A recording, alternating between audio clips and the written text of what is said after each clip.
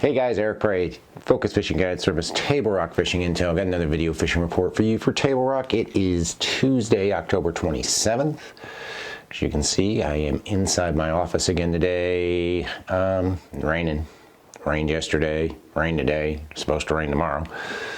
Which is a good thing because we could certainly use some water in Table Rock Lake. And to that end, our current lake level as of this morning is 14.17. Still, for another 3 days, I guess that puts us almost 3 feet down. November 1st, we'll be 1 foot down once they change it to winter pool. But we have come up about 4 inches in the last 24 hours and still got a lot of water flowing into the lake. Supposed to rain pretty much all day today. Pretty good chance of some heavy showers tomorrow and even some chances of showers on Thursday. So finally getting the rain we need. It's going to bring the lake up a little bit. Should get the fishing a little bit more fired up than it has been for the last 2 to 3 weeks. Should get things a little bit more consistent, I should say. Far as our water temperature, obviously not on the water today, wasn't on the water yesterday. Sunday we saw 65 to 67 was pretty much the average temperature we saw. Pretty much stayed in the Baxter area the whole day, and that's what we saw, was 65 to 67. Water is definitely cooling off. It's been cold for the nights have been a lot cooler. They're getting shorter. And now we're adding this 40 degree, 45 degree rain for the last couple of days. So it's definitely going to drop the water temperature. Probably, I'd say by the weekend we'll be looking at low to mid 60s, which is kind of the temperature we're looking for the springtime. With that being said, all these changes are going to be happening almost on a daily basis. Good idea to be a member of Table Rock Fishing Intel. Get your pro membership, get signed up, get those daily reports. Didn't have a report yesterday, probably won't have a report today unless one of the other guides actually went out and braved the weather. But we are try to put out a report at least every day whenever it is possible. Doing weekly reports, still got our mark maps, still doing feature videos and that sort of thing. Just released the last portion of the Jewel Gem Blade video yesterday, so you probably want to check that out.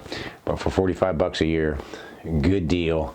A lot cheaper than paying 75 bucks for a couple of maps that you might get for a lake that's only specific for one season. Our maps cover the entire lake and the entire year. Anyway, if you're coming down, say you're going to fish the lower end of the lake, did fish the lower end a couple of days last week. Best bite has really been on a jig, and that's kind of how it's been all over the entire lake. Jewel Pee-wee football jig's been my #1 bait by far. Both bass whacker, Hail Mary, and touchdown. Been throwing all 3 colors, matching it up with a speed craw.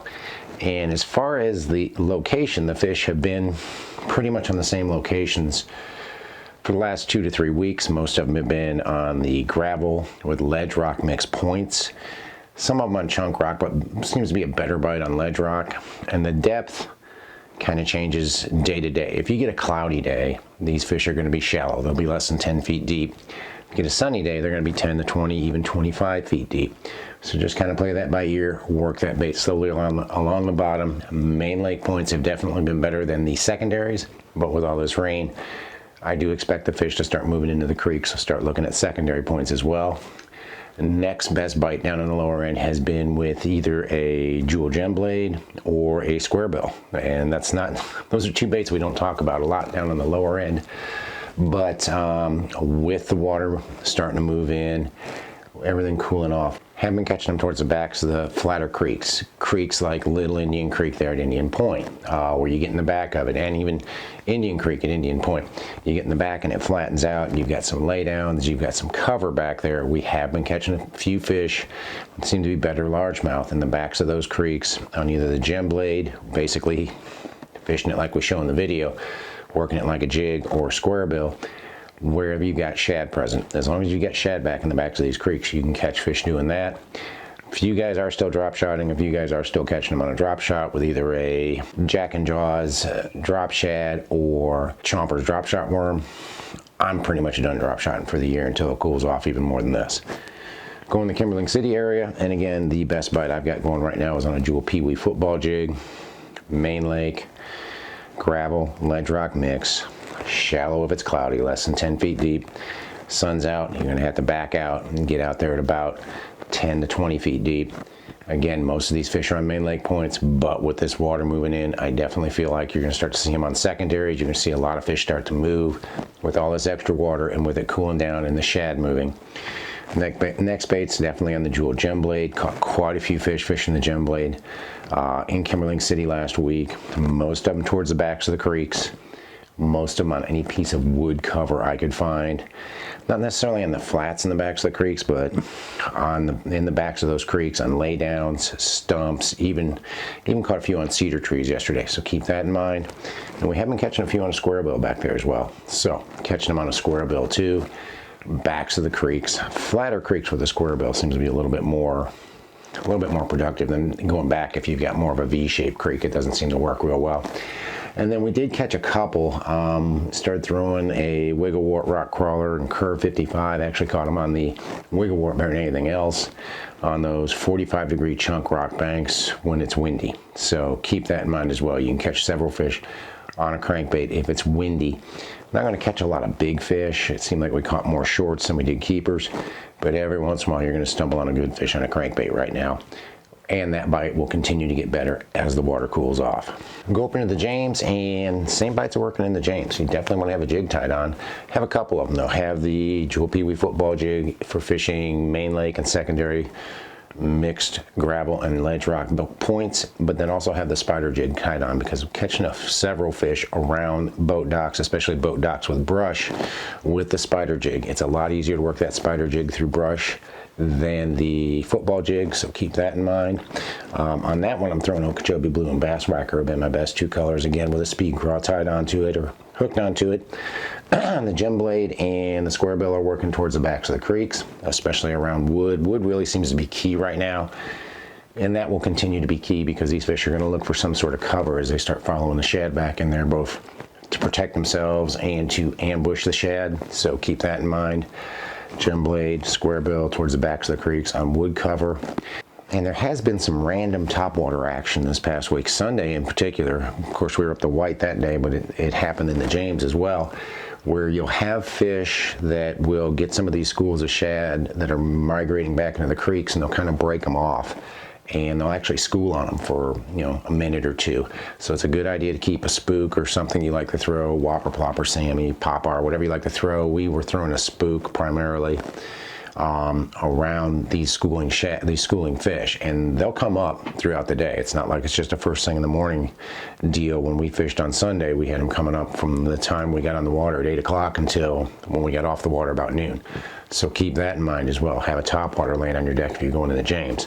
You can go up into the White River, same bites. Jewel peewee football jig is my #1 bait up there.